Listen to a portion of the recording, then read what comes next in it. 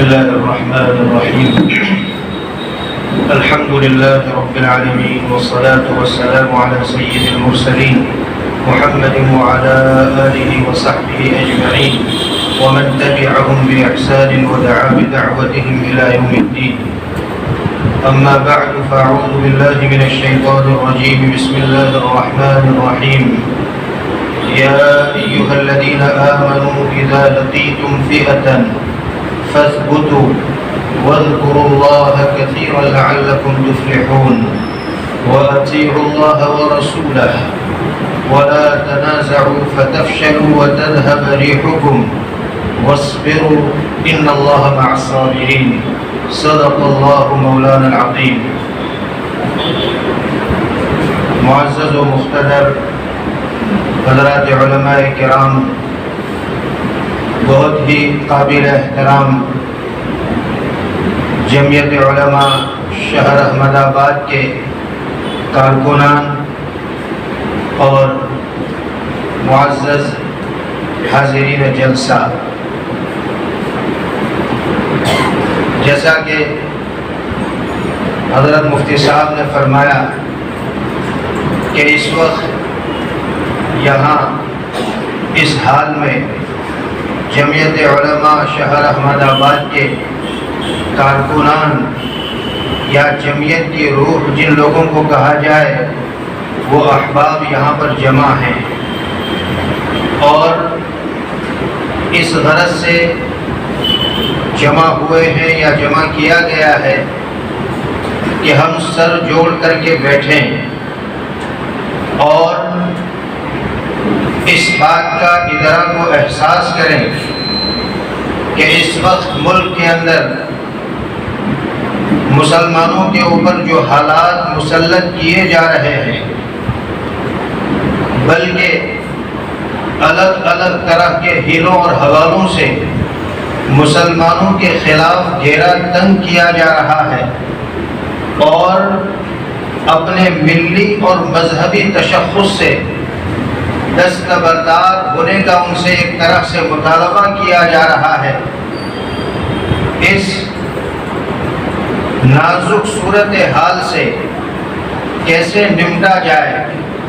جیسے مفتی صاحب نے فرمایا کہ اس وقت حالات بہت تیزی سے بگڑ رہے ہیں اور ہماری عوام، ہماری قوم مایوسی کی طرف بہت تیزی سے جا رہی ہے، اور دوسری طرف ہماری قیادت بجائے اس کے کہ ہماری قوم کو سنبھالا دے، ہماری قوم کی اس موقع کے اوپر صحیح رہنمائی کرے اور ہماری قوم کو ہمت دے، ان کی ڈھارس بندھائے، اس کے بجائے ہمیں ایسا محسوس ہو رہا ہے کہ وہ بھی ایک طرح کا ڈر اپنے دلوں کے اندر لیے ہوئے ہیں، اور بجائے ان کے سامنے مضبوطی سے ڈٹنے کے وہ ایک طرف کے پیچھے ہٹ کر رہے ہیں، اور ایک معنی کے اندر ان کے مطالبات کو اور وہ جس مقصد کی طرف آگے بڑھ رہے ہیں اس مقصد کی طرف آگے بڑھنے میں گویا ان کا سہارا اور ان کے لیے مددگار ثابت ہو رہے ہیں۔ بہرحال اس وقت ہندوستان کے مسلمان بڑی سنگینی کے دور سے گزر رہے ہیں اور بہت خطرناک حالات کے شکار ہوتے جا رہے ہیں۔ ایسی صورتحال میں قرآن کریم کی ایک آیت ہماری رہنمائی فرماتی ہے، اور ایسی صورتحال سے کیسے مقابلہ کیا جائے اور ایسی صورتحال سے کیسے نمٹا جائے، قرآن کریم کی اس آیت نے اس کا لائحہ عمل ہمیں دیا ہے، اور ایک پروگرام اس کے لیے قرآن کریم نے ہمیں دیا ہے۔ خطبے میں وہی آیت میں نے آپ حضرات کے سامنے تلاوت کی ہے۔ میں کوئی بہت زیادہ سیاسی بصیرت رکھنے والا آدمی نہیں ہوں، اور نہ میں اس میدان کا آدمی ہوں، لیکن مفتی صاحب دامت برکاتہم جو ہمارے بہت ہی عزیز اور بہت ہی پرانے دوست ہیں، ان کے اصرار پر اور ان کے حکم پر یہاں مجھے حاضر ہونا پڑا، اور اس موقع پر کچھ بات آپ حضرات سے کرنے کے لیے مجھے ان کی طرف سے مامور کیا گیا، اس لیے ایک عالم دین ہونے کے ناطے اپنی ذمہ داری بھی سمجھتے ہوئے میں آپ حضرات کے سامنے پیش ہوا ہوں۔ اللہ تبارک و تعالیٰ اس آیت کریمہ کی روشنی میں کچھ ایسی باتیں کہلوائیں اور آیت کریمہ کا جو پیغام ہے اللہ کے دل و دماغ تک پہنچائے، اور اللہ کرے کہ وہ بات ہماری سمجھ میں آئے اور قرآن کریم کی یہ دو آیتیں ہمارے لیے صحیح معنی کے اندر رہنما بن جائے، اور ان آیتوں پر عمل کر کے اللہ تبارک و تعالی ہمیں کامیابی اور کامرانی کی منزل تک پہنچائے۔ اللہ تبارک و تعالی اس آیت کریمہ کے اندر فرماتے ہیں یا ایھا الذین آمنوا اذا لقیتم فئۃ، اے ایمان والو جب تمہارا کسی باطل جماعت سے مقابلہ ہو تو تمہارے لیے لائق ہے عمل یہ ہے، تمہارے لیے پروگرام یہ ہے، 5 نکاتی پروگرام اللہ تبارک و تعالیٰ نے اس آیت کے اندر ہمارے لیے ارشاد فرمایا ہے۔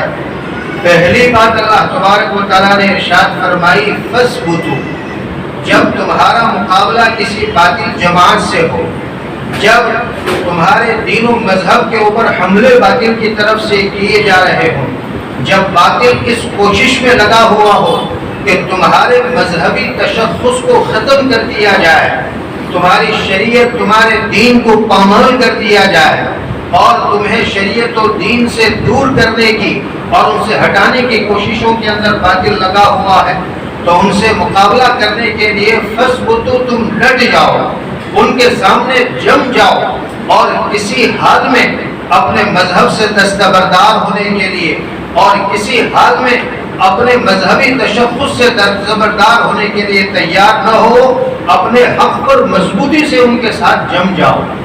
حضرت مولانا مفتی محمد شفیع صاحب نور اللہ مرقدہ معارف القرآن کے اندر اس کی تفسیر میں فرماتے ہیں کہ ثبات سے ثبات قدم اور ثبات قلب دونوں مراد ہیں، یعنی ایک تو ان کا مقابلہ کرنے کے لیے کسی طرح کی پیچھے ہٹ نہ کرو، ان کے مقابلے میں جم جاؤ، اپنا مذہب چھوڑنے کے لیے یا اپنی کسی مذہب کی باتوں کو چھوڑنے کے لیے ذرہ برابر جو ہے تم پیچھے ہٹ نہ کرو، اپنے مذہب سے دستبردار ہونے کی ذرہ برابر کوشش نہ کرو، اپنے حقوق کو ان سے لینے کے لیے، اپنا حق ان کے اوپر جمانے کے لیے مضبوطی کے ساتھ ان کے خلاف جو ہے جم جاؤ اور ڈٹ کر کے ان کا مقابلہ کرو۔ تمہارے قدم باطل کا مقابلہ کرنے سے ہرگز پیچھے نہیں ہٹنے چاہیے، کسی حال میں تم ان سے پیچھے نہ ہٹو، کسی حال میں تم ان سے پیچھے نہ ہٹو، چاہے تمہیں اس کے لیے اپنے مال کی قربانی دینی پڑے، چاہے تمہیں اس کے لیے اپنی جان کی قربانی دینی پڑے،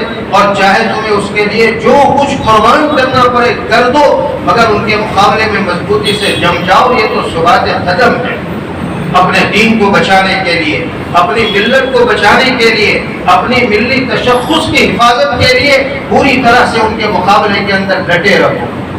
اور ثبات قلب بھی مراد ہے، یعنی تمہارے دل بھی اس کے اوپر مضبوط ہونے چاہیے، ذرہ برابر تمہارے دلوں میں اس کے متعلق کمزوری نہیں آنی چاہیے، یعنی ہمتیں نہ ہار جاؤ، چاہے باطل کتنی طاقت سے اور چاہے باطل اپنی کتنی کوششوں کے ساتھ تمہارے خلاف آئے اور تمہارے مذہب کے اوپر، تمہارے دین کے اوپر حملہ کرے اور تم کو مٹانے کے لیے جو کوشش کر سکتا ہے وہ کرے، مگر تمہارے دلوں میں ذرہ برابر کم ہمتی نہیں آنی چاہیے اور تمہارے دلوں میں ذرہ برابر اس کے مطابق جو ہے ڈر نہیں ہونا چاہیے۔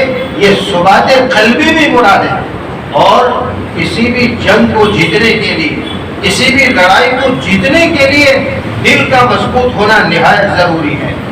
دنیا کی فوجیں جہاں اپنی فوج کے لیے بہتر سے بہتر آلات، بہتر سے بہتر اسلحہ خریدتی ہے، تیار کرتی ہے، وہاں اس پر بھی بہت زیادہ زور دیا جاتا ہے اپنی فوج کے اوپر کہ ان کے دل مضبوط ہوں، ان کے دل قوی ہوں، اس لیے کہ اگر دل مضبوط نہیں ہے، دلوں کے اندر ہمت نہیں ہے اور دلوں میں طاقت نہیں ہے تو پھر بہتر سے بہتر اسلحہ بھی اس کے ہاتھ میں آئے گا، وہ کام نہیں کرے گا، کیونکہ وہ دل سے کانپ رہا ہے، اس کے دل میں ڈر بیٹھا ہوا ہے، کسی طریقے سے وہ دشمن کی طرف آگے نہیں بڑھ سکتا ہے، وہ ہار جائے گا میدان جنگ کے اندر، اس لیے کہ اس کا دل قوی نہیں ہے۔ اور اسی لیے نبی کریم صلی اللہ علیہ وسلم نے بزدلی سے پناہ مانگی ہے اور امت کو یہ دعا سکھائی ہے کہ ہمیشہ اللہ تبارک و تعالیٰ سے بزدلی سے پناہ مانگا کرو. اللہم انی اعوذ بک من البخل والجبن. بہت ساری روایتوں کے اندر نبی کریم صلی اللہ علیہ وسلم کی یہ دعا حضرات صحابہ نے نقل کی ہے، بلکہ حضرت سعد بن ابی وقاص رضی اللہ تعالیٰ عنہ فرماتے ہیں، ان کے متعلق ہے کہ حضرت سعد بن ابی وقاص رضی اللہ تعالیٰ عنہ اپنے بچوں کو یہ دعا ایسی سکھایا کرتے تھے جیسے مکتب کے اندر استاد طلبہ کو پڑھنا سکھاتا ہے، لکھنا سکھاتا ہے، ایک ایک کو لے کر کے بیٹھتا ہے اور اس کو انگلی رکھ رکھ کر کے وہ پڑھنا قاعدے کے اندر سپارے کے اندر سکھاتا ہے، حروف کا لکھنا سکھاتا ہے. ایسے سعد بن ابی وقاص رضی اللہ تعالیٰ عنہ اپنے گھر کے بچوں کو لے کر کے بیٹھتے تھے اور ایک ایک کو یہ دعا سکھاتے تھے. اللہم انی اعوذ بک من الجبن والبخل واعوذ بک ان ارد الى ارذل العمر واعوذ بک من العجز والکسل. یہ بخاری شریف کی روایت ہے. اور حضرت سعد بن ابی وقاص میں فرمایا کرتے تھے کہ ہر نماز کے بعد خود نبی کریم صلی اللہ علیہ وسلم اس دعا کا اہتمام کرتے تھے کہ اللہ میں بزدلی سے تیری پناہ چاہتا ہوں، ایسے حالات نہ آ جائیں کہ میرے دل کے اندر بزدلی پیدا ہو جائے، میرے دل کے اندر کم ہمتی پیدا ہو جائے. نبی کریم صلی اللہ علیہ وسلم جیسی شخصیت اللہ تبارک و تعالیٰ سے اس سے پناہ مانگا کرتی تھی. ہم اندازہ اس سے لگا سکتے ہیں کہ بزدلی اور کم ہمتی یہ اللہ تبارک و تعالیٰ کے نزدیک کتنی بری چیز ہوگی، اور بزدلی اور کم ہمتی اللہ تبارک و تعالیٰ کو کس قدر ناپسند ہوگی کہ نبی کریم صلی اللہ علیہ وسلم جیسی شخصیت بھی اس سے بچنے کی اللہ تبارک و تعالیٰ سے دعا مانگا کرتی تھی اور اللہ تبارک و تعالیٰ سے اس سے پناہ مانگا کرتے تھے. لہذا کم ہمتی، جبن اور بزدلی یہ نہایت ہی ناپسندیدہ چیز ہے. اور اس کا جو مقابل وصف ہے شجاعت، بہادری، یعنی آدمی کا دشمن کے مقابلے میں دل مضبوط ہونا، اور کیسی ہی سنگین صورتحال اس کے لیے کیوں نہ پیدا ہو جائے اپنی ہمت نہ ہارنا اور اپنے دل کو مضبوط رکھنا، اس کو وصف شجاعت کہا گیا ہے. نبی کریم صلی اللہ علیہ وسلم نے یہ وصف اللہ تبارک و تعالیٰ سے مانگا. اور حضرات صحابہ فرماتے ہیں جیسے اور خوبیاں نبی کریم صلی اللہ علیہ وسلم کے اندر کوٹ کوٹ کر کے بھری ہوئی تھی، اوصاف کمالات، وہی شجاعت اور بہادری بھی نبی کریم صلی اللہ علیہ وسلم کے اندر حد درجہ تھی. آپ کے جیسا کوئی شجاع، آپ کے جیسا کوئی بہادر اور آپ کے جیسے مضبوط دل والا اور آپ کے جیسے قوی دل والا اس روئے زمین کے اوپر دوسرا شخص پیدا نہیں ہوا. جہاں آپ احسن الناس تھے، لوگوں میں سب سے زیادہ حسین و جمیل تھے. حضرت انس فرماتے ہیں آپ اشجع الناس بھی تھے، لوگوں میں سب سے زیادہ شجاع اور بہادر تھے. یہ حضرت انس فرماتے ہیں. اور یہ فرما کر کے حضرت انس نے پھر ایک مثال بھی دی نبی کریم صلی اللہ علیہ وسلم کی شجاعت کی کہ ایک مرتبہ مدینہ منورہ میں کچھ زور کے دھماکے کی آواز سنائی دی. صحرا کی طرف سے، مدینہ کے باہر خالی میدان کی طرف سے کوئی بہت زور کا دھماکہ سنائی دیا. لوگ گھبرا گئے اور گھبرا کر کے لوگ باہر نکل آئے، ایک جگہ جمع ہوئے اور پھر اس سمت جانے کا مشورہ کرنے لگے کہ جس سمت دھماکہ ہوا ہے وہاں جائیں اور دیکھیں کہ کیا ہوا. بہت زور کا دھماکہ تھا. لوگ ابھی جانے کا پلان بنا رہے تھے اس طرف. اتنے میں دیکھا کہ نبی کریم صلی اللہ علیہ وسلم ایک گھوڑے پر سوار ہو کر کے اس طرف سے آ رہے ہیں اور لوگوں کو آ کر کے بتلایا کہ میں اس سمت میں جا کر کے آیا ہوں، کوئی ایسی ڈر کی بات نہیں ہے. تنے تنہا سارے لوگ مدینے کے گھبرا کر کے جمع ہو گئے کہ وہ کیا ہوا ہے اور سارے مل کر کے جانا چاہتے تھے. اتنی دہشت کا ماحول بن گیا تھا. لیکن نبی کریم صلی اللہ علیہ وسلم اس دھماکے کو سنتے ہی روایتوں میں ہے کہ حضرت زبیر رضی اللہ تعالیٰ عنہ قریب تھے. جب آپ صلی اللہ علیہ وسلم نے دھماکہ سنا ان سے کہا تمہارا گھوڑا لاؤ. انہوں نے گھوڑا دیا، اس کے اوپر زین بھی کسا ہوا نہیں تھا، ننگی پیٹھ پر اس کی سوار ہو گئے اور آپ صلی اللہ علیہ وسلم اس دھماکے کی سمت میں تشریف لے گئے اور دور دور تک تنے تنہا جا کر کے آئے اور واپس آ کر لوگوں کو بتلایا کہ کوئی بات نہیں ہے. ایسی نبی کریم صلی اللہ علیہ وسلم کے اندر شجاعت اور بہادری تھی. اللہ تبارک و تعالیٰ نے اتنا مضبوط دل آپ صلی اللہ علیہ وسلم کو مرحمت فرمایا تھا. اصل میں اللہ تبارک و تعالیٰ نے نبی کریم صلی اللہ علیہ وسلم میں ایسے سارے کمالات جمع فرما دیے تھے، ایسی ساری صفات اور خوبیاں جمع فرما دی تھی کہ جس کو امت اپنے لیے نمونہ بنا سکے اور نبی کریم صلی اللہ علیہ وسلم کے ان اوصاف اور خوبیوں کو اپنے اندر پیدا کرنے کی کوشش کر سکے. اس لیے اللہ تبارک و تعالیٰ نے نبی کریم صلی اللہ علیہ وسلم کو یہ اوصاف مرحمت فرمائے تھے. لقد كان لكم في رسول الله اسوة حسنہ. اللہ تعالیٰ نے فرمایا تمہارے لیے اللہ کے رسول صلی اللہ علیہ وسلم کے اندر بہترین نمونہ ہے. تو آپ میں شجاعت کا ہونا، آپ میں بزدلی کا نہ ہونا، یہ امت کو نمونہ دینے کے لیے تھا کہ امت اپنے محبوب صلی اللہ علیہ وسلم سے ان باتوں کو حاصل کرے اور یہ چیزیں اپنے اندر پیدا کرے. تو سب سے پہلی بات تو یہ ہے کہ ہمارے دل مضبوط ہوں، ہم ہمت نہ ہاریں. کم ہمتی کا ہرگز ہماری طرف سے مظاہرہ نہ ہو، چاہے کیسے سنگین حالات ہمارے اوپر کیوں مسلط نہ کیے جائے، ہم حق پر ہیں. اللہ تبارک و تعالیٰ نے اپنے فضل سے دین حق ہمیں مرحمت فرمایا ہے. اللہ تبارک و تعالیٰ نے قرآن جیسی کتاب ہدایت ہمیں مرحمت فرمائی. اللہ تبارک و تعالیٰ نے نبی کریم صلی اللہ علیہ وسلم کا لایا ہوا مبارک دین عطا فرمایا. اور اسلامی تاریخ اس بات کی گواہ رہی ہے کہ اللہ تبارک و تعالیٰ نے اس دین حق کو نبی کریم صلی اللہ علیہ وسلم کے ذریعے سے اللہ تبارک و تعالیٰ نے روئے زمین کے اوپر جو دین اتارا اور نازل کیا ہے، ہر زمانے میں اللہ تبارک و تعالیٰ نے اس کو بلند رکھا ہے. اسلامی تاریخ میں بہت اونچ نیچ ہوئی، بہت سے حالات امت کے اوپر آئے، لیکن اللہ تبارک و تعالیٰ نے امت کو اس حالات سے نکالا اور سنگین سے سنگین حالات کے اندر بھی اللہ تبارک و تعالیٰ نے دین کو سر بلند رکھا ہے. اللہ تبارک و تعالیٰ نے اس دین کو نازل کیا ہے اور اللہ تبارک و تعالیٰ نے اس کا وعدہ کیا ہے کہ قیامت تک اللہ تبارک و تعالیٰ اس دین کو باقی رکھیں گے اور اللہ تبارک و تعالیٰ اس دین کی حفاظت فرمائیں گے. لہذا کوئی اس دین کو مٹا نہیں سکتا، اس لیے کہ اللہ تبارک و تعالیٰ نے اس کی حفاظت کی ذمہ داری لی ہے. اگر ہم اس دین کی حفاظت کے لیے استعمال ہو جائیں تو یہ ہماری سعادت و خوش بختی ہوگی. اللہ تو اپنے دین کی حفاظت کرے گا اور کوئی اللہ تبارک و تعالیٰ کے اتارے ہوئے اس دین کو مٹا نہیں سکتا. اللہ تعالیٰ ضرور اس دین کی حفاظت فرمائیں گے. صبح قیامت تک اللہ تبارک و تعالیٰ حفاظت فرمائیں گے. اب ہماری سعادت ہوگی کہ ہم دین کی حفاظت کی جو جماعت اللہ تبارک و تعالیٰ ہر زمانے کے اندر جو ہے باقی رکھتا ہے، اس جماعت کے ساتھ ہم جڑ جائیں اور اس دین کی حفاظت کے مبارک فریضے کے اندر ہم لوگ شامل ہو جائیں تو یہ ہمارے لیے خوش بختی ہوگی اور سعادت ہوگی. ہمیں ہمتیں نہیں ہارنی ہے، اپنے دلوں کو ہمیں مضبوط رکھنا ہے. نبی کریم صلی اللہ علیہ وسلم کے جتنے غزوات ہیں اور جتنا کفار نے نبی کریم صلی اللہ علیہ وسلم کے زمانے کے اندر کوشش کی دین کو ختم کرنے کی، مسلمانوں کو دنیا سے مٹانے کی، آپ نبی کریم صلی اللہ علیہ وسلم کے غزوات کو پڑھیں. نبی کریم صلی اللہ علیہ وسلم کے زمانے میں جو مقابلے ہوئے آپ ان کو پڑھیں. اس سے اندازہ ہوگا کہ یہ جو صورتحال جس کا اس وقت ہم مشاہدہ کر رہے ہیں اور ہر ایک مسلمان کے دل میں ایک طرح کا ڈر بیٹھا ہوا ہے، یہ تو ان جو حالات حضرات صحابہ اور نبی کریم صلی اللہ علیہ وسلم کو پیش آئے اس کا عشر عشیر بھی نہیں ہے. آپ یقین مانیے اس وقت جس صورتحال سے ہم گزر رہے ہیں اور ہم صورتحال کے جس سنگینی کا اس وقت مشاہدہ کر رہے ہیں، ہم سوچ رہے ہیں کہ آگے کے حالات بڑے مایوسی کے ہیں اور آگے مستقبل بہت دھندلا سا ہمیں اس ملک کے اندر ہمیں نظر آتا ہے. میرے بزرگوں، میرے بھائیوں، نبی کریم صلی اللہ علیہ وسلم اور حضرات صحابہ پر جو حالات مسلط کیے گئے تھے وہ اس سے تو کئی گنا سنگین تھے اور ان حالات کے مقابلے میں آج کے حالات عشر عشیر بھی نہیں ہے.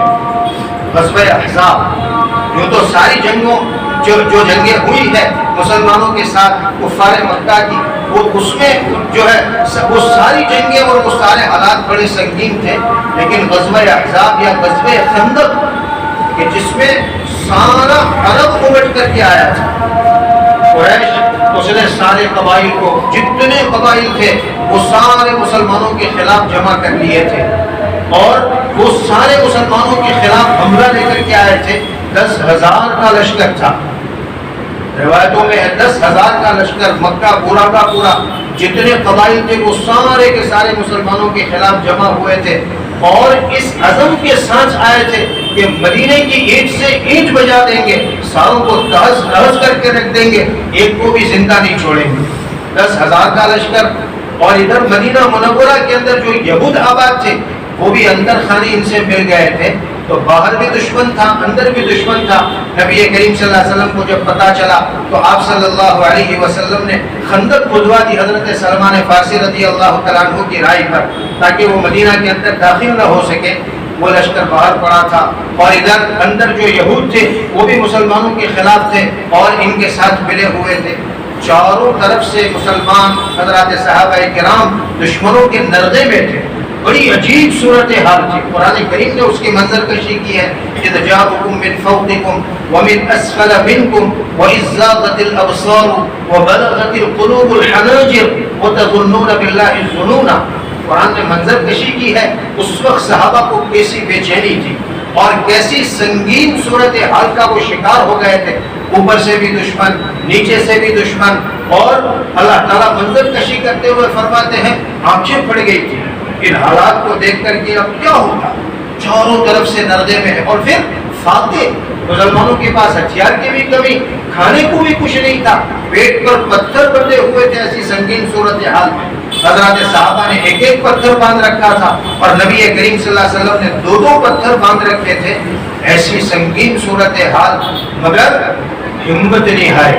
نبی کریم صلی اللہ علیہ وسلم بھی حضرات صحابہ کرام رضی اللہ تعالیٰ عنہم بھی جبکہ بالکل مایوسی کے احوال تھے اور ایسی عجیب صورتحال تھی کہ سوائے تباہی اور بربادی کے ظاہری اسباب کے اندر نظر نہیں آتا تھا۔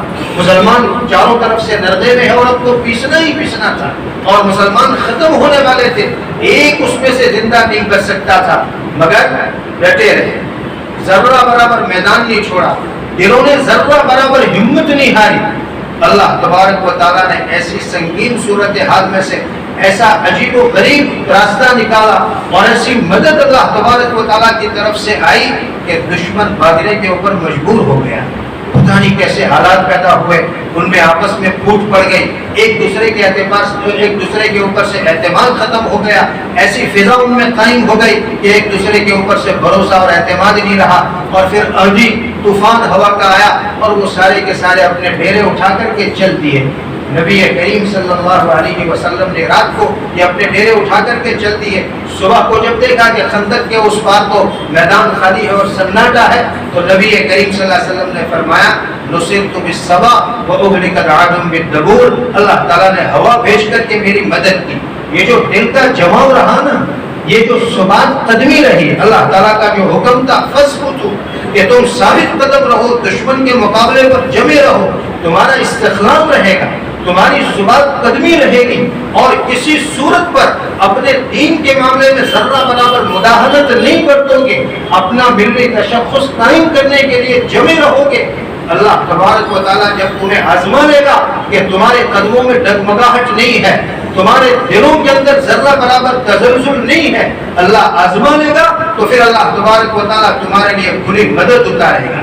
غزوہ احزاب یہ ہمارے لیے اس سلسلے میں بہت بڑا سبب ہے، اور جتنا اللہ تعالیٰ نے دوسرے مغازی میں سے غزوہ احزاب کو بیان کیا ہے، اتنا اللہ تعالیٰ نے قرآن کے کسی دوسرے غزوے کو بیان نہیں کیا۔ وہ اسی لیے کہ غزوہ احزاب اس لحاظ سے بہت اہم غزوہ تھا کہ مسلمان چاروں طرف سے نردے میں تھے اور کسی غزوے کے وقت ایسی صورتحال پیش نہیں آئی تھی جیسی غزوہ احزاب کے وقت پیش آئی تھی، مگر مسلمان ڈٹے رہے، حضرات صحابہ ڈٹے رہے، ان کے دل مضبوط رہے، ذرہ برابر ایسے حالات سے گھبرائے بغیر مسلمان کو یہ کفار کے خلاف وہ جمے رہے۔ پھر اللہ تبارک و تعالیٰ نے جو ہے ان کے لیے مدد اتاری اور دشمن پسپا ہونے پر بھاگنے پر مجبور ہوا۔ اس موقع پر نبی کریم صلی اللہ علیہ وسلم نے فرمایا الآن نغزوہم ولا یغزوننا، اب ہم حملہ لے کر کے جائیں گے، وہ کبھی اب ہم پر حملہ لے کر کے نہیں آئیں گے۔ ایسی جب صورتحال پیدا ہوتی ہے تو یوں سمجھیے یہ اللہ تبارک و تعالیٰ کی طرف سے آخری آزمائش ہوتی ہے، اس میں مسلمان کھڑا اتر جاتا ہے اور اس میں مسلمان اپنے مذہب کے اوپر، اپنے ایمان و یقین کے اوپر اور جو ہے اپنی شریعت کے اوپر مضبوطی سے قائم رہتا ہے۔ یہ مرحلہ اگر مسلمان پار کر گیا، یہ مرحلہ اگر امت مسلمہ پار کر جاتی ہے تو پھر اللہ تبارک و تعالیٰ کو راہ کھولتا ہے کہ اسلام اشاعت کی جو ہے چار کے عالم کے اندر اسلام اشاعت پا جاتا ہے۔ اسی غزوہ خندق کے بعد پھر فتوحات کا دور شروع ہوا ہے۔ یہ غزوہ خندق پورا ہوا اور اس کے اگلے سال ہی حدیبیہ، اور پھر اس کے اگلے سال اور اس کے 2 سال کے بعد اللہ تبارک و تعالیٰ نے مکہ کو فتح کر دیا، اور تھوڑے سے عرصے کے اندر اللہ تبارک و تعالیٰ نے سارے عرب کے اندر اسلام کا بول بالا کر دیا۔ تو ایسی صورتحال آتی ہے، مگر اس میں اللہ تبارک و تعالیٰ آزماتا ہے، تمہاری ثبات قدمی کو آزماتا ہے، تمہاری ثبات قلبی کو آزماتا ہے کہ باطل کے مقابلے پر تم کتنے ڈٹے رہتے ہو اور کتنے جمے رہتے ہو۔ جب بندہ مومن جمتا ہے، اپنا ثبات، اپنا جماؤ اللہ تبارک و تعالیٰ کو دکھاتا ہے، تو پھر اللہ تبارک و تعالیٰ اس کے لیے راہیں کھولتے ہیں۔ تو یہ پہلا اللہ تبارک و تعالیٰ کی طرف سے نکتہ اور پہلا اس پروگرام کا پہلا پوائنٹ اللہ تبارک و تعالیٰ کی طرف سے یہ ہے کہ باطل کے مقابلے میں ہمیشہ جمے رہو۔ تمہارے قدموں میں بھی ڈگمگاہٹ نہیں ہونی چاہیے، تمہارے دلوں کے اندر بھی تزلزل اور ڈگمگاہٹ نہیں ہونی چاہیے، مضبوطی کے ساتھ ان کفار کے مقابلے میں جم جاؤ۔ اور پھر آگے اللہ تبارک و تعالیٰ نے فرمایا وَاذْكُرُوا اللَّهَ كَثِيرًا۔ یہ جماؤ کیسے آئے گا؟ اپنے دلوں کی مضبوطی اور باطل کے مقابلے میں ثبات قدمی کیسے تمہارے اندر پیدا ہوگی؟ اللہ تبارک و تعالیٰ کے ذکر سے۔ یہ روحانی اور مانوی ہتھیار ہے جو اللہ تبارک و تعالیٰ نے ایمان والوں کو دیا ہے۔ یہ روحانی اور مانوی ہتھیار سے ساری قومیں ناشنا ہے۔ یہ صرف یہ ہتھیار ایک روحانی ہتھیار ہے، اللہ تبارک و تعالیٰ کا ذکر، اللہ تبارک و تعالیٰ کی یاد جو اللہ تبارک و تعالیٰ نے ایمان والوں کو دیا ہے۔ یہ جتنا اللہ تبارک و تعالیٰ کو یاد کرے گا، جتنا اللہ تبارک و تعالیٰ کا ذکر کرے گا، اتنا اللہ تبارک و تعالیٰ اس کے دل کو مضبوط کرے گا۔ باطل سے مقابلے کی اتنی ہمت اللہ تبارک و تعالیٰ اس کے اندر پیدا کرے گا۔ اللہ کے ذکر سے اللہ کا تعلق مضبوط ہوگا، اللہ کی معیت اور اللہ تبارک و تعالیٰ کا ساتھ نصیب ہوگا، اور جب اللہ کا ساتھ نصیب ہوگا پھر کوئی تمہارا کیا بات بیکار کر سکتا ہے؟ جب اللہ کی معیت شامل حال ہے، اللہ کا ساتھ شامل حال ہے، تو پھر چاہے تمہارے مقابلے میں کیسی ہی طاقت کیوں نہ ہو، اللہ کی معیت ہے، وہ تمہارا بال بیکار نہیں کر سکتی۔ اس لیے اللہ تعالیٰ نے آگے ذکر کی تاکید فرمائی، جتنا ذکر، جتنی اللہ تبارک و تعالیٰ کی یاد تمہارے اندر ہوگی، اتنے تمہارے دل قوی اور مضبوط ہوں گے، اتنی تمہارے اندر باطل سے مقابلے کی طاقت و ہمت پیدا ہوگی۔ اب دیکھیے نا، نبی کریم صلی اللہ علیہ وسلم کے غزوات، غزوہ بدر جو ہوا اسلام کا پہلا غزوہ، اسلام کی پہلی لڑائی، اور وہ بھی تو جو ہے بلا ارادہ ہو گئی۔ نبی کریم صلی اللہ علیہ وسلم مدینہ منورہ سے لڑنے کے لیے نہیں نکلے تھے، 313 صحابہ کرام آپ کے ساتھ تھے۔ قریش کا اور مکے والوں کا جو قافلہ تجارت کر کے شام سے واپس جا رہا تھا، اس قافلے پر چھاپا مارنا مقصود تھا، مگر وہ قافلہ تو اپنا راستہ بدل کر کے نکل گیا، اور اس قافلے کی حفاظت سے مکے سے جو لشکر آیا اس سے لڑائی ہو گئی۔ نبی کریم صلی اللہ علیہ وسلم حضرات مسلمان تیاری کر کے نہیں گئے تھے، ہتھیار نہیں تھے اور جو ہے لڑائی کی کوئی تیاری نہیں تھی، مگر اتنے بڑے لشکر سے لڑنا پڑا۔ لشکر آمنے سامنے ہے، صبح کو لڑائی ہونی ہے، رات کا وقت ہے، صبح کو لڑائی ہونی ہے، مسلمان نہتے ہیں اور سامنے اسلحے سے لیس اور اتنا بڑا لشکر جو ہے کفار کا موجود ہے۔ نبی کریم صلی اللہ علیہ وسلم پوری رات سجدے کے اندر پڑھ کر کے اللہ تبارک و تعالیٰ سے دعا کرتے رہے۔ یہ ہتھیار تھا جو اس موقع پر نبی کریم صلی اللہ علیہ وسلم نے استعمال کیا، وَاذْكُرُوا اللَّهَ كَثِيرًا۔ پوری رات بخاری شریف کی روایتوں میں ہے، پوری رات نبی کریم صلی اللہ علیہ وسلم سجدے میں پڑھ کر اللہ تبارک و تعالیٰ سے دعا کر رہے ہیں۔ بلکہ روایتوں میں ہے کہ صبح میں جب لشکر آمنے سامنے ہو گئے ہیں، دونوں طرف سے لشکر کی صفیں بن گئے ہیں، آپ صلی اللہ علیہ وسلم اپنے عریش میں، اپنے چھپر کے اندر جاتے ہیں اور اللہ کے حضور پڑھ کر کے اللہ تبارک و تعالیٰ کو یاد کرتے ہیں اور اللہ سے دعا کرتے ہیں کہ اللہ یہ چھوٹی سی جماعت ہے جو اس روئے زمین پر تیرا نام لینے والی ہے، یہ جماعت اگر باقی نہ رہی، اس جماعت کو اگر ختم کر دیا گیا تو تیرے روئے زمین پر تیرا نام لینے والا کوئی نہیں رہے گا۔ ان الفاظ سے اللہ کے حضور روتے ہیں، گڑ گڑاتے ہیں۔ حضرت ابو بکر آتے ہیں عریش کے اندر اور اللہ کے رسول صلی اللہ علیہ وسلم کو ہاتھ پکڑ کے اٹھاتے ہیں کہ اللہ کے رسول صلی اللہ علیہ وسلم اب تو بس ہو گیا، اب چلیے۔ تب نبی کریم صلی اللہ علیہ وسلم اٹھتے ہیں اور پھر دنیا نے دیکھا کہ کیا ہوا، وہ لشکر جرار اور ان کے مقابلے میں 313 نہتے اللہ تبارک و تعالیٰ نے تھوڑی دیر میں ان کو فتح عطا فرمائی۔ یہ ہتھیار ہے دعا کا، یہ ہتھیار ہے اللہ تبارک و تعالیٰ کے ذکر کا جو اللہ تبارک و تعالیٰ نے ایمان والوں کو دیا ہے۔ اس نازک صورتحال میں اس کی بہت ضرورت ہے۔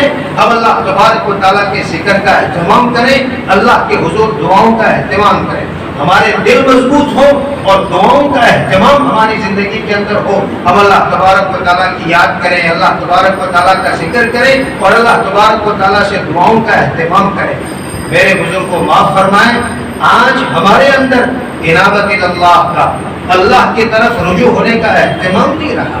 ہم اللہ تبارک و تعالیٰ سے رجوع نہیں ہوتے۔ اپنی شکایتیں ہم آفیسروں کے پاس جو جا کر کے کریں گے، ہم اپنی شکایتیں اپنے بڑوں کے پاس جا کر تو کریں گے کہ ہمارے ساتھ ایسے بھی انصافی ہو رہی ہے، ہمارے ساتھ اس طرح کا ظلم کا معاملہ کیا جا رہا ہے، لیکن ہم اللہ تبارک و تعالیٰ سے نہیں کہتے۔ ایسے موقع پر ہم اللہ تبارک و تعالیٰ کو یاد نہیں کرتے۔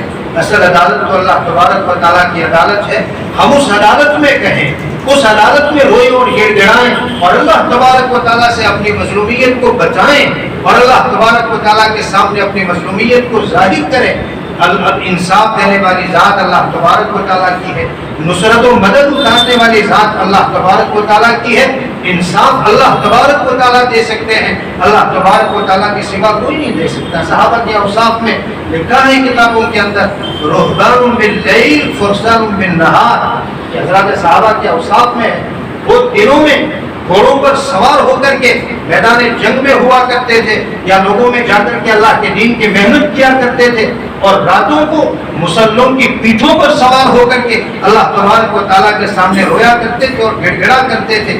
یہ ان کی کامیابی کا گر تھا، یہ ان کی کامیابی کا راز تھا کہ وہ دن میں ضرور لڑتے تھے یا دن میں ضرور اللہ تبارک و تعالیٰ کے دین کو پھیلانے کی محنت کرتے تھے، لیکن رات میں اللہ تبارک و تعالیٰ کے حضور رجوع ہوا کرتے تھے اور اللہ تبارک و تعالیٰ کے دربار میں حاضر ہوتے تھے اور اللہ سے روتے اور گڑ گڑاتے تھے۔ اس لیے کامیابی اور کامرانی ہر قدم پر جو ہے ان کو ملا کرتی تھی اور ان کے قدم چوما کرتی تھی۔ یہ ان کی کامیابی کا راز تھا۔ اس لیے آگے اللہ تبارک و تعالیٰ نے فرمایا وَاذْكُرُوا اللَّهَ كَثِيرًا، اللہ کا ذکر کثرت سے کیا کرو۔ ثبات قدمی، ثبات قلبی، دلوں کی مضبوطی، ڈٹ جانا دشمن کے مقابلے میں، اور اس کے ساتھ ساتھ اللہ تبارک و تعالیٰ کی یاد، اللہ تبارک و تعالیٰ کی طرف رجوع ہونا، یہ دو چیزیں تمہارے اندر ہوگی لعلکم تفلحون، تم کامیاب ہو جاؤ گے۔ ان دو چیزوں میں اللہ تبارک و تعالیٰ نے تمہاری کامیابی رکھی ہے۔ کبھی ہمت نہ ہارو اور اللہ تبارک و تعالیٰ سے اپنا تعلق مضبوط رکھو، اللہ کا ذکر کر کے، اللہ تبارک و تعالیٰ کو یاد کر کے اللہ تبارک و تعالیٰ تمہاری کامیابی کی ضمانت دیتا ہے، اللہ تبارک و تعالیٰ تمہیں کامیابی کی گارنٹی دیتا ہے اگر یہ دو چیزیں تمہارے اندر ہیں۔ تیسری بات اللہ تبارک و تعالیٰ نے فرمائی وَأَطِيعُوا اللَّهَ وَرَسُولَهُ، اور اللہ اور اس کے رسول صلی اللہ علیہ وسلم کی مکمل اطاعت و فرما برداری کرو۔ اگر اللہ کی مدد چاہتے ہو، یہ چاہتے ہو کہ اللہ کی نصرت تمہارے لیے آسمان سے اترے جیسے حضرات صحابہ کے لیے اترا کرتی تھی، باقاعدہ فرشتے اللہ تبارک و تعالیٰ نے اتارے ہیں حضرات صحابہ اور نبی کریم صلی اللہ علیہ وسلم کی مدد کے لیے۔ اللہ نے قرآن میں اس کا تذکرہ کیا ہے کہ ہم نے 3000 فرشتے بھیجے، اسی موقع پر 5000 فرشتے بھیجے صحابہ کی مدد کے لیے۔ باقاعدہ آسمان سے فرشتے اللہ اتارتے تھے، ایسی کلی مدد اللہ تعالیٰ صحابہ کے لیے اتارتے تھے۔ یہ اگر اتارنا چاہتے ہو اور ایسی اللہ تبارک و تعالیٰ کی نصرت چاہتے ہو، اللہ رسول کی اطاعت کو لازم پکڑنا ہوگا۔ کسی حال میں اللہ رسول کی اطاعت کا دامن چھوٹنے نہ پائے، کسی حال میں اللہ تبارک و تعالیٰ کی شریعت کو ہم پسے پشت نہ ڈالیں، چاہے کچھ ہو جائے، ہمارے ارمانوں کا قتل ہو جائے، ہمارے جذبات کا خون ہو جائے، مگر ہم اللہ رسول صلی اللہ علیہ وسلم کے احکامات کی ذرہ برابر خلاف ورزی نہ ہونے دیں۔ ایسی مضبوط اطاعت ہوگی، ضرور اللہ تبارک و تعالیٰ کی نصرت نازل ہوگی۔ یہی ایک چیز ہے اطاعت اور فرما برداری جو اللہ کے نصرت کو اتارا کرتی ہے، اور معصیت اور گناہ اللہ تبارک و تعالیٰ کی نصرت کو روک لیا کرتی ہے۔ جب کسی قوم میں اللہ کے احکام کی خلاف ورزی ہوتی ہے، اللہ تبارک و تعالیٰ کے احکامات کی تابعداری نہیں ہوتی، کوئی قوم اللہ تبارک و تعالیٰ سے گناہ پر آمادہ رہتی ہے اور کسی قوم کے اندر بغاوت و سرکشی ہوتی ہے تو اللہ تبارک و تعالیٰ اس قوم کو تباہ و برباد کر دیا کرتا ہے، اور کوئی آسرا اور سہارا اس کا اس دنیا کے اندر نہیں ہوتا۔ اللہ تعالیٰ ظالم حکمرانوں کو مسلط کر دیتا ہے اور پھر ان کے ظلم سے بچانے والا کوئی نہیں ہوتا، اس لیے کہ انہوں نے خدا سے بغاوت کر رکھی ہے، خدا سے سرکشی کر رکھی ہے، تو پھر اللہ بھی ظالم حکمرانوں کو مسلط کرتا ہے۔ اعمالکم عمالکم، نبی کریم صلی اللہ علیہ وسلم نے فرمایا تمہارے اعمال وہی تمہارے حکمران ہیں، تم جیسے عمل کرو گے ویسے حکمران اللہ تعالیٰ تمہارے اوپر مسلط کرے گا، تمہارے اعمال میں درستگی ہوگی، تمہارے اعمال اللہ تبارک و تعالیٰ کی اطاعت کے ہوں گے، تمہارے اعمال اللہ تعالیٰ کے فرما برداری کے ہوں گے، اللہ تعالیٰ انصاف پرور بادشاہوں کے ہاتھوں میں اقتدار دے گا۔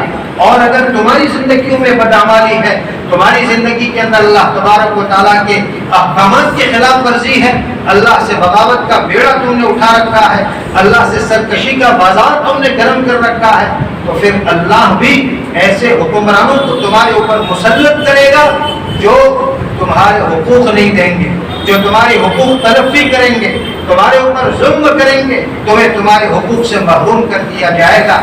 میرے دوستو، آج جو حالات ہم پر مسلط ہیں اور جیسے لوگ اقتدار کی کرسی پر بیٹھے ہوئے ہیں، ہمیں ان کے خلاف بہت شکوے ہیں، ہمیں ان کے خلاف بہت شکایتیں ہیں، ظاہری اسباب چاہے اس کے کچھ ہوں، مگر روحانی اور باطنی وجہ یہ ہے کہ ہم نے بدعملی کر کے اللہ تبارک و تعالیٰ کو اپنے سے ناراض کر رکھا ہے، اور اللہ نے اپنی ناراضگی ان ظالم حکمرانوں کی صورت میں ہمارے اوپر مسلط کی ہوئی ہے۔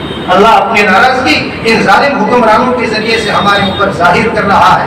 اگر ہم یہ چاہتے ہیں کہ اللہ تبارک و تعالیٰ اقتدار ایسے لوگوں کے ہاتھوں میں دے جو انصاف پرور ہوں، جو ہر ایک کو اپنے حقوق دینے والے ہوں، تو ہمیں اپنی زندگی بدلنی پڑے گی، اپنی زندگیوں کا رخ بدلنا پڑے گا۔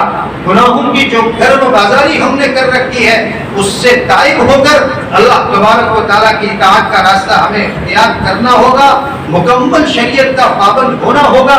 اللہ تبارک و تعالیٰ کی نصرت اور مدد ہر وقت ہمارے لیے تیار ہے اگر ہم اپنے راستے کے اوپر لے آئیں، اللہ تعالیٰ کی فرما برداری کے اوپر لے آئیں، ضرور اللہ تبارک و تعالیٰ کی نصرت ہمارے لیے اترے گی۔ وَأَطِيعُوا اللَّهَ وَرَسُولَهُ، اللہ تعالیٰ نے تیسرا پروگرام ہمیں یہ دیا کہ اپنی زندگیاں اللہ کی اطاعت والی زندگیاں بناؤ، ہر صورت میں شریعت کے دامن کو لازم پکڑو۔ آج ہم بخوبی جانتے ہیں کہ کتنا ہماری زندگیوں کے اندر دین ہے، آدمی اپنی ذات کے اعتبار سے بھی جانتا ہے اور اجتماعی اعتبار سے بھی جانتا ہے کہ مسلمان قوم کتنی دینداری کے ساتھ زندگی گزار رہی ہے۔ میں خود اپنے گریبان میں جھانک کر کے دیکھوں کہ میری زندگی کتنی دین کے مطابق اور شریعت کے مطابق ہے۔ ہم جو یعنی قوم کے خادم اپنے آپ کو سمجھتے ہیں اور ہم جو ہے لوگوں کی خدمت کر رہے ہیں، دین کے لیے خدمت کر رہے ہیں، مگر ہماری اپنی زندگیاں کتنی اللہ تبارک و تعالیٰ کی اطاعت کے ساتھ گزر رہی ہے اور ہم کتنی فرما برداری کے ساتھ جو ہے زندگی گزار رہے ہیں۔ ہم اپنے آپ کا جائزہ لے کر کے ہم اپنے آپ کو کہاں ہے اس کا پتہ لگا سکتے ہیں کہ ہم دین کے اعتبار سے کہاں پر کھڑے ہیں۔ میں اپنے متعلق اچھی طرح جانتا ہوں، ہر آدمی اپنے گریبان میں جان کر کے اس کا جائزہ اور اندازہ لگا سکتا ہے کہ وہ اپنے اعتبار سے کتنا دینداری کے اوپر قائم ہے۔ جب تک کامل اطاعت نہیں ہوگی اللہ اور اس کے رسول صلی اللہ علیہ وسلم کی، وہاں تک اللہ تبارک و تعالیٰ کی نصرت و مدد ہمارے لیے نہیں اتر سکتی۔ ہم بہت سی مرتبہ ایسا خیال ہمارے دلوں میں آتا ہے، اپنی زبانوں سے ہم بولتے بھی ہیں کہ اتنی بے انصافی ہمارے ساتھ ہو رہی ہے، اتنی مظلومیت کا ہم شکار ہیں، اللہ کی مدد نہیں آتی۔ اللہ تبارک و تعالیٰ اپنے نام لیوا اور اللہ تبارک و تعالیٰ اپنے دین پر چلنے والوں کے لیے کیوں اپنی مدد نہیں اتارتا؟ ایسا بہت سی مرتبہ ہمیں خیال آتا ہے، بہت سی مرتبہ ہم اپنی زبان سے اس طرح کے جملے بول بھی دیتے ہیں۔ میرے بھائیوں، نہیں آ سکتی۔ آج ہم فقط نام کے مسلمان رہ گئے ہیں، ہماری پیشانیوں پر اسلام کا لیبل بھلے لگا ہوا ہے مگر ہماری زندگیاں اسلامی ہیں، ہماری زندگیاں دین کے مطابق ہیں، ہم اللہ اور اس کے رسول کی فرما برداری کے ساتھ زندگی گزار رہے ہیں۔ ہم سوچیں، ہم جائزہ لیں، یقیناً ہماری زندگیاں بے دینی کے ساتھ گزر رہی ہے۔ ہم دیکھیں ہماری قوم اور ہماری ملت کے اندر کس دھڑلے سے اور کتنی بے باکی کے ساتھ اللہ تبارک و تعالیٰ کے گناہ انجام دیے جا رہے ہیں، اور معصیتوں کی کس قدر دھرم بازاری ہے۔ اللہ تبارک و تعالیٰ کی معصیت جب اتنے دھڑلے سے کی جائے گی، کون سا گناہ ایسا نہیں ہے جو مسلمان قوم کے اندر نہ پایا جاتا ہو۔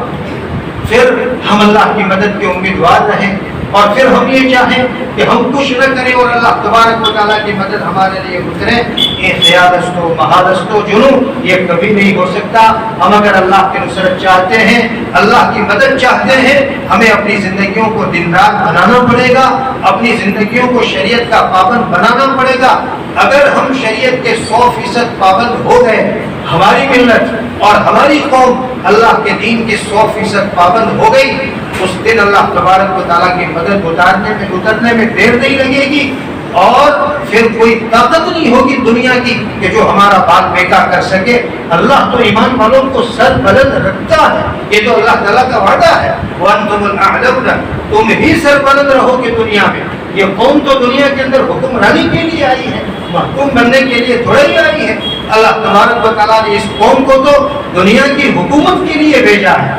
اللہ تعالیٰ نے زمام اقتدار دنیا کی اس کے ہاتھ میں دی ہے، لیکن ان کنتم مؤمنین، اگر تمہارے اندر ایمان ہوگا، صحیح معنی میں اللہ تعالیٰ کی تابعداری ہوگی، صحیح معنی میں اللہ کی اطاعت ہوگی، اللہ تعالیٰ تمہیں سر بلند ہی رکھے گا، اور دنیا کی زمام اقتدار، دنیا کی حکمرانی اللہ تبارک و تعالیٰ تمہارے ہاتھوں میں دے گا۔ اگر تم اللہ کے تابعدار ہیں، تم اللہ کے تابعدار رہو گے، دنیا تمہاری تابعدار رہے گی، اور اگر تم اللہ سے بغاوت کرو گے تو دنیا تمہارے اوپر حکومت کرے گی۔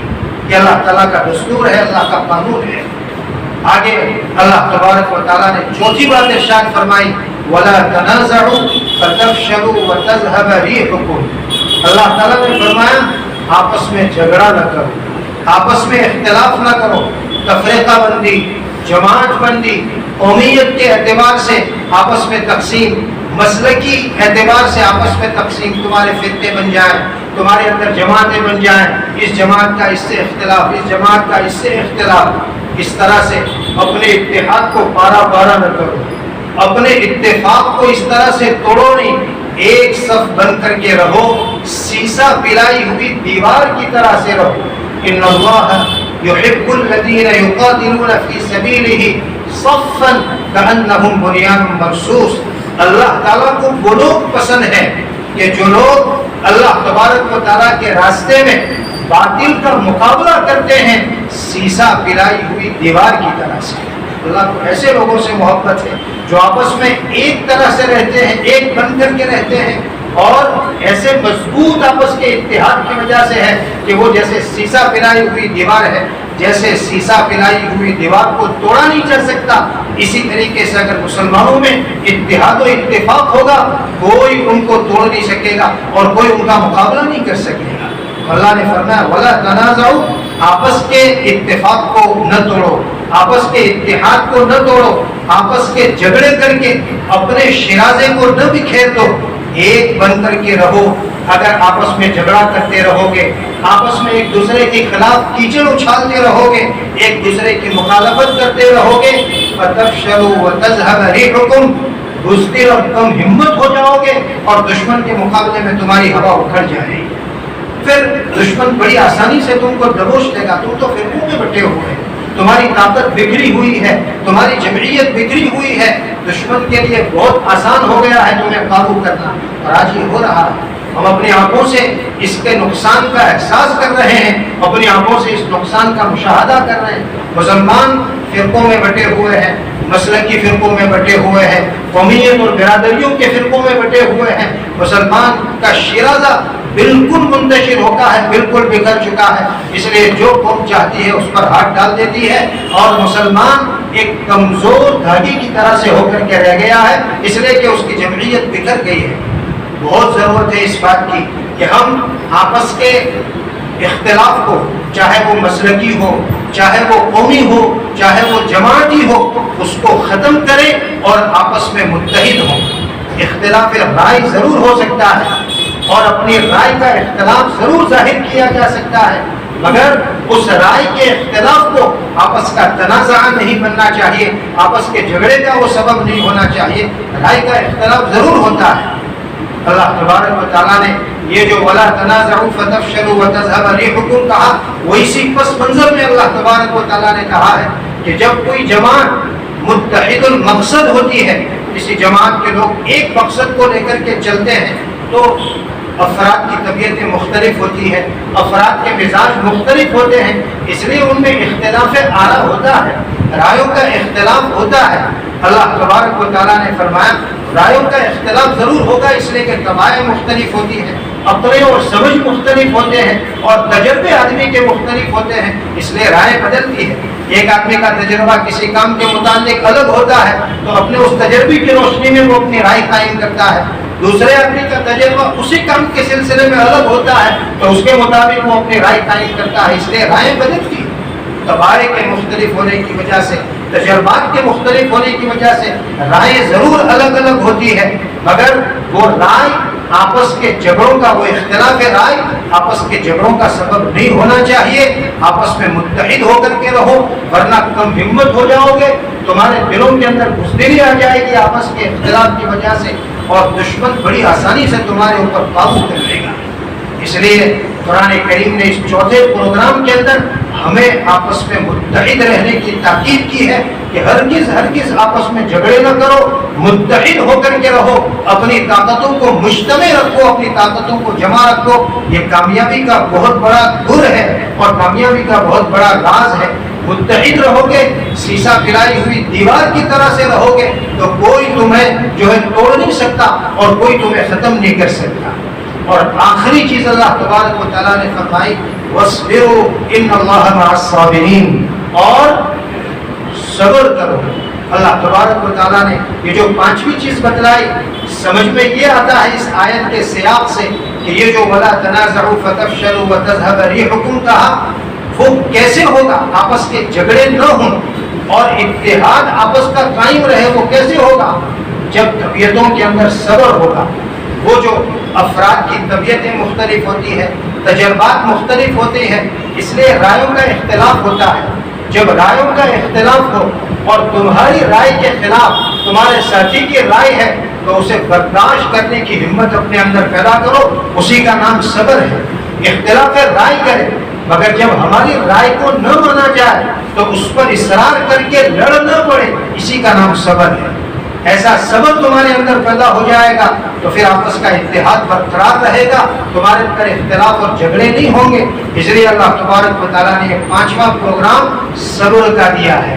یہ ایک جماعت کے کام کرنے والے لوگ، ان کے آپس کا اتحاد برقرار رہے، اس کے لیے ایک ضرور اللہ تبارک و تعالیٰ نے سکھایا کہ تمہاری طبیعتوں میں تحمل کا مزاج ہونا چاہیے، تمہاری طبیعتوں میں برداشت کا مزاج ہونا چاہیے۔ تمہاری رائے سے کوئی آدمی رائے مختلف رکھتا ہے، تم یہ کوشش نہ کرو کہ اپنے رائے اس کو منواؤ۔ اس کی تو طاقت کسی کے پاس نہیں ہے کہ اپنی رائے دوسرے کو منوائے۔ زبردستی وہ آدمی تیار ہو جائے وہ الگ بات ہے، لیکن وہ اس کے رائے کو دل و جان سے قبول کر لے، یہ نہیں ہو سکتا۔ تو تم اپنے رائے کو تو منوانے کی طاقت نہیں رکھتے، لیکن یہ بات تو تمہارے اختیار کے اندر ہے کہ تم اس کی رائے کو مان لو، یا مان نہ لو تو کم از کم اس کے اوپر سکوت اختیار کر لو، اسی کا نام صبر ہے۔ اس کی رائے تمہاری سمجھ میں نہیں آتی، تمہارا دل قبول نہیں کرتا، اپنی رائے پیش کر دو، تمہاری رائے مانی نہ جائے تو سکوت اختیار کر لو۔ یہ چیز اگر پیدا ہو جائے گی تو آپس کا اختلاف نہیں ہوگا، آپس کا جھگڑا نہیں ہوگا، اور تمہارا آپس کا اتحاد برقرار رہے گا۔ کسی بھی تنظیم کے لیے اور کسی بھی تنظیم کی اجتماعیت کو برقرار رکھنے کے لیے اور ملت کی شیرازی کو جمع رکھنے کے لیے اللہ تبارک و تعالیٰ نے یہ زبردست گر سکھلایا ہے اس آیت کے اندر، وَاصْبِرُوا، اپنے اندر تحمل کی طاقت پیدا کرو، اپنے اندر برداشت کی طاقت پیدا کرو۔ اپنی رائے تم لوگوں کو نہیں منوا سکتے تو سامنے والے کی رائے مان لو، یا تمہارا دل قبول نہ کرے تو کم از کم اس کے اوپر سکوت اختیار کر لو۔ ایسا تحمل، ایسا برداشت تمہارے اندر ہونا چاہیے۔ یہ چیز اگر تمہارے اندر ہوگی تو پھر تمہاری تنظیم کی اجتماعیت برقرار رہے گی، تمہاری ملت کا شیرازہ برقرار رہے گا، اور تمہارا آپس کا اتحاد بکھر نہیں پائے گا اگر یہ مزاج تمہارے اندر ہوگا۔ اور یہ بہت بڑی بات ہے، دل گردے کی بات ہے کہ آدمی اپنی رائے کے اوپر اصرار نہ کر کے سامنے والے کی رائے کے اوپر کم از کم سکوت اختیار کر لے۔ یہ دل گردے کی بات ہے، اپنے نفس کے اوپر زبردست قابو کرنا ہے اس لیے آگے اللہ تعالیٰ نے فضیلت سنائی، ان اللہ مع الصابرین، ایسا کرو گے اللہ تبارک و تعالیٰ کا ساتھ تمہارے ساتھ رہے گا، اللہ تبارک و تعالیٰ کی معیت تمہیں ہوگی اور اللہ تبارک و تعالیٰ تمہیں اپنی معیت سے اور اپنے ساتھ سے نوازے گا۔ اتنی زبردست فضیلت ہے، تم صبر کرو گے، دوسرے کی رائے کے آگے جھک جاؤ گے اور اس سکوت اختیار کر لو گے۔ اللہ تبارک و تعالیٰ کو یہ بات بہت پسند ہے، اس لیے کہ تمہارے ایسا کرنے کی وجہ سے اتحاد برقرار رہا، تمہارا ایسا کرنے کی وجہ سے ملت کی اجتماعیت باقی رہی۔ تم ایسا نہ کرتے جھگڑے ہو جاتے، ملت کا شیرازہ منتشر ہو جاتا، ملت کا اتحاد ختم ہو جاتا اگر تم ایسا نہیں کرتے، لیکن تم نے اپنی رائے کو دبا لیا، تم نے اپنی رائے پر سکوت اختیار کر لیا، ملت منتشر ہونے سے بچ گئے، ملت کا اتحاد ٹوٹنے سے بچ گیا۔ اللہ تعالیٰ کو تمہارا یہ اقدام اتنا پسند آتا ہے کہ اللہ تبارک و تعالیٰ تمہیں اپنی معیت سے نوازتا ہے۔ ان اللہ مع الصابرین، اللہ تعالیٰ ایسا کرنے والوں کے ساتھ ہے۔ اتنی بڑی فضیلت اللہ تبارک و تعالیٰ نے سنائی۔ بہرحال اس آیت میں اللہ تبارک و تعالیٰ نے امت پر آ پڑنے والی کسی بھی سنگین صورتحال سے نمٹنے کے لیے یہ 5 نکاتی پروگرام اللہ تبارک و تعالیٰ نے ہمیں مرحمت فرمایا ہے۔ اس وقت کے حالات سے اللہ تبارک و تعالیٰ نے ذہن میں ڈالا، جس وقت حضرت مفتی صاحب نے مجھ سے فرمایا کہ تمہیں آنا ہے اور اس موضوع کے اوپر بات کرنا ہے، غور و فکر کرنے سے اللہ تبارک و تعالیٰ نے یہ آیت ذہن میں ڈالی اور میں نے امانت سمجھ کر، ذمہ داری سمجھ کر اس آیت کا کچھ مطلب اور اس آیت کے روشنی میں کچھ باتیں عرض کی ہے۔ یہ 5 نکاتی پروگرام ہے۔ میں سمجھتا ہوں کہ اس وقت کی صورتحال سے متعلق یہ آیت بہت مناسب ہے اور یہ آیت بہت صحیح رہنمائی اور ہمارے لیے بہت صحیح جو ہے ہدایت کا ذریعہ اور سبب ہے۔ اللہ کرے کہ یہ باتیں ہماری سمجھ میں آ جائیں۔ پہلی بات، ہم بالکل ہمت نہ ہاریں۔ اللہ تبارک و تعالیٰ نے جو شروع سے لے کر اسلام کی تاریخ جب سے شروع ہوئی ہے وہاں سے لے کر آج تک سخت سے سخت حالات اسلام کے اوپر، مسلمانوں کے اوپر آتے رہے، لیکن جب مسلمان باطل کے مقابلے میں ڈٹ گیا ہے اور جم گیا ہے، اللہ تبارک و تعالیٰ نے اس کو سر بلند کیا ہے۔ تو ثبات قدمی اور ثبات قلبی بہت ضروری ہے۔ اس کے ساتھ ساتھ اللہ تبارک و تعالیٰ کے ساتھ کے تعلق کو مضبوط کرنا، اللہ تبارک و تعالیٰ کی طرف رجوع کرنے کا اپنا مزاج بنانا اور اللہ رسول کی مکمل اطاعت۔ ہم اپنے دین پر ہم یہ شکایت کرتے ہیں کہ وہ ہمارے دین کے بارے میں ایسا کہتے ہیں، ہمارے دین کے بارے میں ایسا کہتے ہیں، وہ ہمارے دین کے اس قانون کو ختم کرنا چاہتے ہیں، ہمارے دین کی اس بات کو ختم کرنا چاہتے ہیں۔ شکایتیں ہم کرتے ہیں، لیکن ہم نے جائزہ لیا کہ ہم اپنے دین کی باتوں پر کتنا عمل کرتے ہیں۔ ہمیں یہ تو شکایت ہے کہ وہ ہمارے دین کی یہ بات ختم کرنا چاہتے ہیں کہ تمہارے اس دین کی بات پر عمل نہیں کر سکتے۔ ارے ہم نے کتنا کیا ہے اس کے اوپر عمل، وہ تو ہم ذرا سوچیں۔ پہلے ہم دین کے اوپر عمل کریں، تب ہم شکایتیں کریں کہ ہمارے اس دین کو مٹانے کی کوششیں کی جا رہی ہے۔ ہم عمل نہ کر کے خود ہمارے دین کو مٹانے کی کوشش کر رہے ہیں، ہم شکوے کس بات کے کریں؟ اس لیے اللہ نے فرمایا پہلے تم اللہ رسول کی اطاعت کے پابند بنو، پہلے تم اللہ تبارک و تعالیٰ کے دین کے پابند بنو۔ دین پر پابندی سے عمل کرو گے، اللہ ضرور تمہارے دین کی حفاظت کرے گا۔ تو خود ہی دین پر عمل نہیں کرتے اور پھر دین کی حفاظت کے دعوے کرتے ہو تو تمہارے قول و عمل میں تو جوڑ نہیں ہے، اللہ تبارک و تعالیٰ تمہارے کام کیسے بنائے گا؟ تو تیسرا پروگرام ہے کہ ہم اپنے دین کے اوپر مکمل عمل کرنے والے بنیں اور ہمارا جو آپسی اختلاف ہے، جو تفریقہ بازی ہمارے اندر ہے، اس کو مٹانے کی پوری کوشش کی جائے۔ ہم آپس میں ایک جمعیت بنے، آپس میں ایک جماعت بنے۔ ید اللہ علی الجماعہ، جب مسلمان مجتمع ہوتا ہے تو اللہ کی مدد اس کے ساتھ ہوتی ہے۔ مسلمان بکھرا ہوا ہوتا ہے تو اللہ تعالیٰ بھی اس پر سے اپنا ہاتھ ہٹا لیا کرتا ہے۔ اس لیے ہمیں مجتمع ہونے کی نہایت ضرورت ہے۔ آج کی اس سنگین صورتحال کے اندر اس بات کی بہت ضرورت ہے کہ مسلمان اپنے آپس کی تفریق کو ختم کریں اور ایک اور نیک بن جائیں، پھر اللہ تبارک و تعالیٰ کی مدد آئے گی۔ اور آخری بات جو اللہ تبارک و تعالیٰ نے فرمائی، وَاصْبِرُوا، صبر کرو، اپنی رائےوں کے اوپر اصرار نہ کرو، اس سے تمہارا اتحاد باقی رہے گا اور تمہارے اندر یہ چیز ہوگی۔ تمہارے کسی عمل کی وجہ سے امت کا اتحاد باقی رہے گا تو یقین مانیے اللہ کی معیت تمہارے ساتھ ہوگی، اللہ تعالیٰ تمہارے ساتھ ہوگا، اور جب اللہ تمہارے ساتھ ہوگا پھر دنیا کی کوئی طاقت تمہارا بال بیکار نہیں کر سکتی۔ اللہ تبارک و تعالیٰ یہ باتیں ہمارے دل و دماغ کے اندر اتارے۔ اللہ تبارک و تعالیٰ مجھے بھی توفیق دے، آپ حضرات کو بھی توفیق دے، اور اس سنگین صورتحال سے اللہ تبارک و تعالیٰ امت مسلمہ کو عافیت کے ساتھ نکالے اور امت مسلمہ کو صحیح دین اختیار کرنے کی اللہ تبارک و تعالیٰ توفیق دے، اور یہ پیغام ہم امت تک بھی پہنچائیں اور امت کو ایک اور نیک بنانے کی کوشش کریں۔ اللہ تبارک و تعالیٰ ہم سبوں سے راضی ہو جائے، اس کے دین کی خدمت اللہ تبارک و تعالیٰ عافیت کے ساتھ مرتے دم تک ہم سے لیتے رہیں، دشمنوں کے شرور سے اللہ تبارک و تعالیٰ ہمارے پورے حفاظت فرمائے۔ وآخر دعوانا الحمد للہ رب العالمین۔ بسم اللہ الرحمن الرحیم۔ اللہم لک الحمد کلہ ولک الشکر کلہ بیدک الخیر کلہ وإلیک یرجع الامر کلہ۔ اللہم لا نحصی ثناء علیک انت کما ثنیت علی نفسک۔ اللهم صل على سيدنا ونبينا ومولانا محمد وبارك وسلم۔ اللهم ربنا آتنا في الدنيا حسنة وفي الآخرة حسنة وقنا عذاب النار۔ اللهم إنا نسألك الهدى والتقى والعفاف والغنى۔ اللهم إنا نسألك العفو والعافية والمعافاة الدائمة في الدين والدنيا والآخرة۔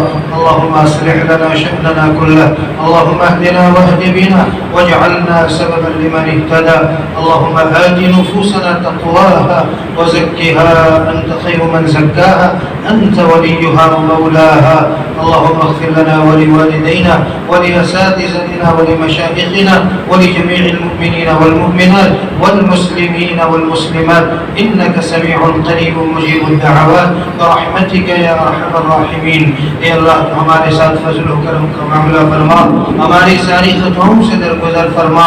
اے اللہ بہت گنہگار ہیں، خطا کار، قصوروار، مجرم و سیاہکار ہیں، اے اللہ تو ہماری ساری سیاہکاریوں کو معاف فرما۔ اے اللہ گناہوں کے سمندر میں ڈوبے ہوئے ہیں، اے اللہ عافیت کے ساتھ تو ہمیں اس سے نکال لے۔ اے اللہ تو ہم سے راضی ہو جا، ہمیں اپنے سے راضی کر لے۔ اے اللہ اپنے رضامندی والے کام کرنے کی ہمیں توفیق عطا فرما۔ اے اللہ اپنے ناراضگی والے کاموں سے ہماری پورے حفاظت فرما۔ اے اللہ تو امت مسلمہ کے حال پر رحم فرما۔ اے اللہ امت مسلمہ بے کس و بیچاری ہو چکی ہے، اے اللہ مظلومیت کا شکار ہے، اے اللہ جو چاہتا ہے اس پر ہاتھ ڈال دیتا ہے۔ اے اللہ تو اس امت کی حفاظت فرما۔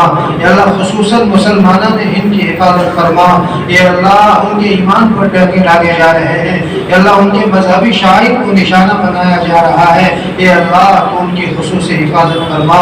اے اللہ تو ان کو اپنی حمایت میں لے لے، اے اللہ تو ان کو اپنی حمایت میں لے لے۔ اے اللہ جو لوگ ان کو مظلومیت کا شکار بنا رہے ہیں، اے اللہ تو ان ظالموں سے ان کی حفاظت فرما۔ اے اللہ ان ظالموں سے ان کی حفاظت فرما۔ اے اللہ ملک کی باغڈور جن لوگوں کے ہاتھوں میں ہے، اے اللہ تو ان کو اے اللہ ملک کے حق میں خیر خواہی چاہنے والا بنا دے۔ اے اللہ تو ملک کے حق میں ان کو خیر خواہ بنا دے۔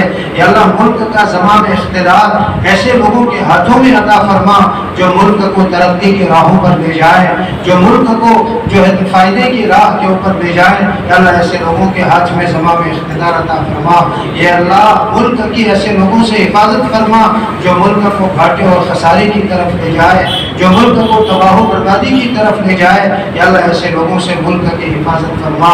اے اللہ ہمارے ساتھ خصوصی فضل و کرم کا معاملہ فرما۔